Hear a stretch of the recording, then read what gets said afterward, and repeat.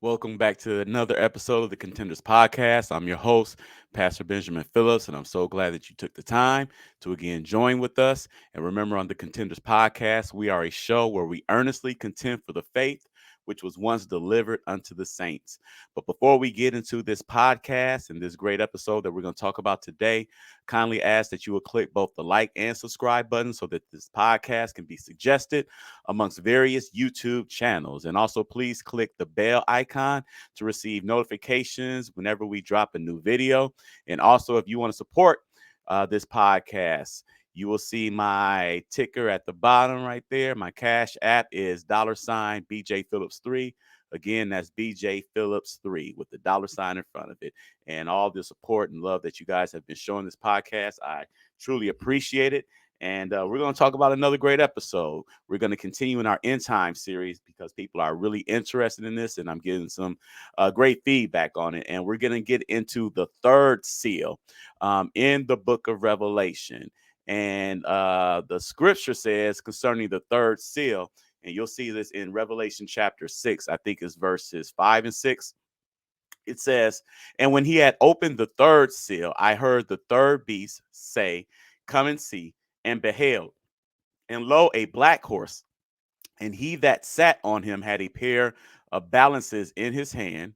And in verse 6 it says, "And I heard a voice in the midst of the beasts say, 'A measure of wheat for a penny, and 3 measures of barley for a penny, and see thou hurt not the oil and the wine.'" Okay, so to review that quickly, so we got the third seal was open, we got the third beast, which is known as these four beasts. People have labeled them the four horsemen of the apocalypse. Okay, and so the fourth horse, the third horse is a black horse. All right, and the one that sat upon the horse, he had a pair of balances like a scale in his hand. Okay, and then a voice said, gave a measurement out concerning this. And if you can see this picture here, this is what we're talking about. This beast, this third beast here. Okay. The man that sat upon him, he sat on a black horse, and you can see he had a pair of scales in his hand. Okay. And let's talk about this for a minute because this one is really, really interesting. Out of those four, this one has always stood out to me. And to take you back, a few years ago, I can't believe it's already been 3 years since that pandemic, the COVID-19 pandemic, hit our world. I called it a global plague, because that was something that was, in my opinion, was biblical on a global scale, and that type of scenario. Everyone in the world was affected by COVID-19, and a lot of people called it a pandemic, and I'll kind of use that term, pandemic, but me and my friends, we're calling it a global plague. And when this started, um, I know here I saw this, and many of you also did. Empty grocery shelves everywhere. I could not believe it. When I walk into a grocery store, it was just crazy. The shelves were literally empty. And I live in California, and it was really bad here because there's so many people that live in the Los Angeles area. It's like 10 million people in this area. And it's crazy because what we saw was competition for a few limited resources.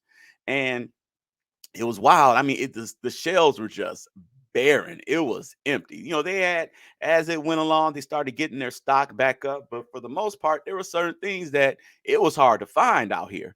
And I had a lot of my friends, especially friends in the ministry, they would call me like quite regularly. And they kept asking if we were okay, calling, checking on us. And, like you all, it was my wife, my kids, myself. We were all in the house together, just as you and your family were all together. And I remember one day I went to the store, because I got these, I had high schooler, a senior in high school. I had two other young adults. Um, and I went to the store to, I got to feed all these people. And I went to get some rice and some pasta, and I wanted to get some boxes of Jiffy Mix, is what I wanted to get. All right, those are the three things that were on my list. And I wanted to get some stuff that was, that had some substance to it. Something that was going to put some, substance and sustenance in your gut. I got, older kids, young adults, and they were sold out of rice, sold out of pasta, sold out of Jiffy Mix. And I'm like, wow, this is crazy, you know, and I didn't want to use all the flour that we had at home. And so I actually got on the phone and I called my pastor who lives in Kansas. And I told him what was going on here in Los Angeles. And I said, look, Bishop, I need a favor. Do you have any Jiffy Mix at, I got these kids here. We need some filling foods here.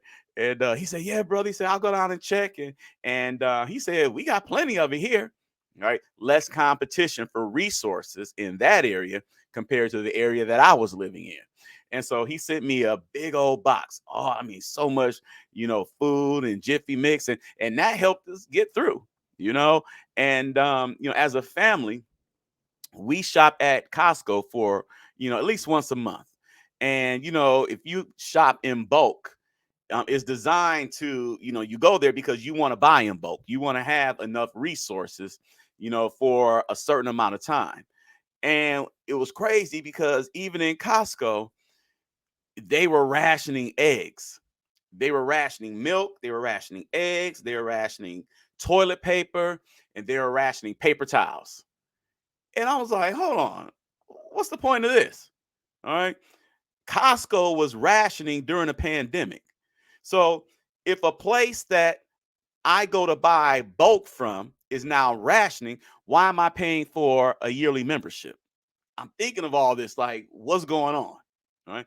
If you're charging me a membership, but now you're rationing, well, you're just like a Ralph's in LA or a Kroger in the Midwest or a Publix. You're like any of those, type of grocery stores. And what we're starting to see and what we saw a small glimpse of was the end times, specifically with the black horse during the pandemic. And I'm like, this is crazy. This is really, really wild. Because when you look at that picture of the black horse, the rider he was carrying a pair of balances in his hand. Now, when you deal with this, the black horse and the balances and the naming of food items, this is dealing with a global famine. That's what the black horse deals with. And notice what was being measured. He said, had a pair of balances in his hand, measure a measure of wheat for a penny, and 3 measures of barley for a penny, and see thou hurt not the oil and the wine. Okay, so food was being measured, okay, by this the man on the black horse. He had a pair of balances in his hand, using for measurement a scale. Food is being discussed and measured. And when I started looking at this is sort of like kind of like a present day stock market report on food, on a specific commodity. This is like a spiritual Wall Street that's going on, and nobody's really talking about it. Okay. He's measuring, he's giving a stock ticker what the worth of food is going to be. Right. That's what we're reading about. And a denarius represents an entire day's wages. Right. And when it says bread, it's not just, a loaf of bread, but it's symbolic of an entire meal. It's going to take this much money, an entire day's wages, to feed you and your family. Right. It's going to take that much money. This is what we're seeing. We're starting to see this now. Starting to see this global push to accelerated and higher food prices than what we have ever seen in our entire lives. All right. But notice this voice also says, don't hurt the oil and the wine. Why? Because oil and wine have always been commodities of the wealthy.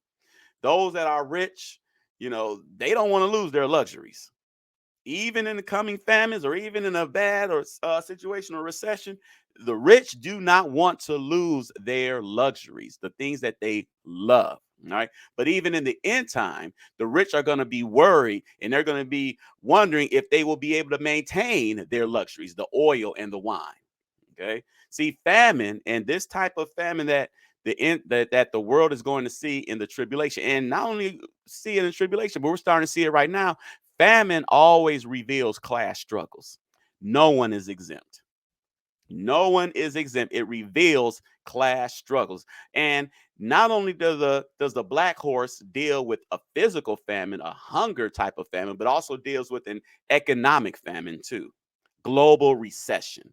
And we've been seeing this here over the last 14 years. You go back to the Great Recession of 2009, global recession. You go back to the pandemic, global recession. It's crazy. In the Great Recession, we had people lose their homes in record numbers. Right? And what's also even crazier is that when we talk about this pandemic, they're revealing a few numbers. They're revealing a little data, but they don't want to let you know how bad it really was. They're not going to tell us how bad it really got for a lot of people and how bad it really is. I don't think they want to reveal the final numbers. All right. And what we're starting to see is the effect of inflation. Okay. Inflation is causing all families to suffer, causing all families to struggle. This is the small glimpses of the black horse that we're starting to see. The black horse is already starting to, I don't want to say, it's the seal has been opened, but we're starting to, God is showing us small glimpses into what's going to happen once that seal is open and when the end time and the great tribulation actually occurs. It's crazy out here right now. Who would have thought that eggs, okay, is going to be at an all-time high? Eggs. Right? Milk hit an all-time high a year ago. Milk and eggs are the two most basic food groups and food items for a family. Milk and eggs. We never thought milk and eggs were going to, come up like this. Look at this. I was looking at this article in the Guardian. It says $18 a dozen. How did America's eggs get absurdly expensive? It says the egg carton has become the symbol of inflation. By the end of 2022, prices had shot up 60% over year, putting I'm sorry, 60% year over year, putting a strain on holiday and budgeting for households across the country. Some Americans got creative with their sourcing. Attempts to smuggle eggs across the U.S. Mexico border have surged. U.S. Border Patrol says, with the agency reporting that the number of egg and poultry seizures rose 108% from the 1st of October to December 31st. Shoppers are also seeking out local farms, which can be cheaper. Egg farmers on TikTok have poked fun at this boon, calling themselves egg dealers, weighing their produce as if it were a kilo of drugs. Right? It says on Tuesday on the Upper East Side of Manhattan, one of the most expensive neighborhoods in America.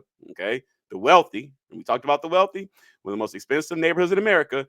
Prices remain steep. At Eli's Market, a gourmet grocery store, a dozen organic eggs cost between $12.99 and $17.99. Really? Said one shopper after learning the price. That's nuts. A store manager declined to comment. A few blocks away, prices were lower, but still well above what customers are used to pay. Right? And what we're seeing is the effects of this black horse. It's happening everywhere. It's happening all across America. All families are being affected. And going into the pandemic, one thing I started noticing, I started stocking up on food. And we have an extra refrigerator, we have a deep freezer, because what we're going to see is food is going to become the greatest commodity in the tribulation. Not the cars we drive, not the homes we live in, not our college degrees, but food. The one thing that we often take for granted every day. And I think, though, that many people are finally starting to wake up and they're starting to see that things aren't well in our world right now. Okay. And, people are asking questions. People are concerned. When you start touching milk and eggs, okay, for basic hardworking Americans, you're gonna get some people's attention. You really are. All right. And I think people are starting to wake up. It's again seeing that our world is we're in a a mess down here in the United States. All right. But in waking up, we have to remember that we have to continue to seek Christ and be led of the Spirit. That's why we got to be sober. We got to be prayerful. We got to stay full of the Holy Ghost. We got to walk in the light while it's still day. All right. Because in the end, God is going to keep his church. He always has, he always will. Okay. I've never seen the righteous forsaken, nor his seed begging bread. So I'm going to close out this episode on the third seal and the black horse. And I want to say, God bless you. If you want to continue to support this podcast, if you want to give via the Cash App, my Cash App is $ BJ Phillips 3. Also, kindly ask that you check out our entire End Times playlist. We got a lot of episodes that's starting to pile up there. So check us out. If you also are interested and you like this podcast, I kindly ask that you click both the like and subscribe button so that this podcast can be broadcast and promoted amongst various YouTube channels. Also, click the bell icon to receive any type of notifications when we drop a new episode. God bless you. Thanks for tuning in, and I will see you soon.